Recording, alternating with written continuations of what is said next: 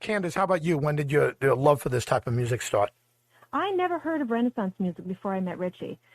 So for all of the people who think that I was the one who twisted his arm and made him do this kind of music, completely untrue. Actually, when I first met him, and still to date, that's all he listens to. He has about 2,000 purist Renaissance and medieval CDs, or ethnic, regional kind of folk music from strange areas, the Balkans, or places that we don't really hear much about as far as radio play these days in America. But he was the one who really introduced me to this kind of music, and I found it amazing because I borrowed some, when I first met him, I borrowed some of his tapes. Back then they had tapes. I'm dating myself. Yeah. And I would just kind of walk through the woods, or really, I'm a very big nature person, so I put my headphones on and just go outside and watch the leaves fall or the snow fall, and listening to this type of music kind of wound up being almost a soundtrack to nature. It kind of all really fit. It was the audio that fit the visual and the imagery of what was around us, and the beauty and the miracles in front of us every day, the sunsets and fireflies, and it was just so beautiful. So it kind of really completed that picture emotionally for me. And I became entranced with it, and I've fallen deeply in love with it ever since then. You said it almost as a joke, that people think that you turned Richie on to this type of music or changed him from rock to this. I know you were joking, but do you actually get that from Deep Purple fans or Rainbow fans?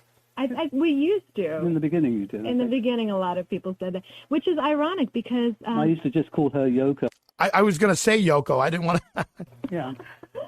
I know. Well, call that what it is, but have you ever seen John Lennon more happy than when he was with Yoko Ono, really? No, absolutely not. That's the funny thing, is that a lot of people, they have a mindset as to what their favorite band was, and it's nostalgic for them, and they always want those people to live in that bubble, and those bands to stay exactly the way they were in the 70s and never ever change. And like anything, people change, people grow, they evolve, as musicians, as humans, their lives are constantly changing, kind of metamorphosis. So I think it was the same thing with Richie. But what's interesting too is, his real diehard fans knew that this music was his passion. He would be on stage playing, hard rock music, but if he was going to jam on something, it would be on Greensleeves, or he would have 15th century or 14th century medieval modal scales, involved with a lot of the improvisational stuff or the solos that he did. That's actually how he wrote Smoke on the Water in 1971, with medieval modal scales that gave it that kind of dark, ominous sound. It wasn't just singular notes. Fourths.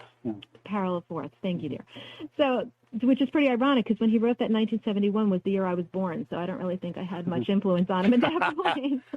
Well, I was only 3. I can't be blamed. But it's always been within him, and listening to even the Rainbow songs, Temple of the King, 16th Century Greensleeves. So anybody who really knew Richie for, his love of music knew that this was really deeply ingrained in his soul, and something that really kind of rang true with him emotionally as well as musically. So now we just enjoy it together.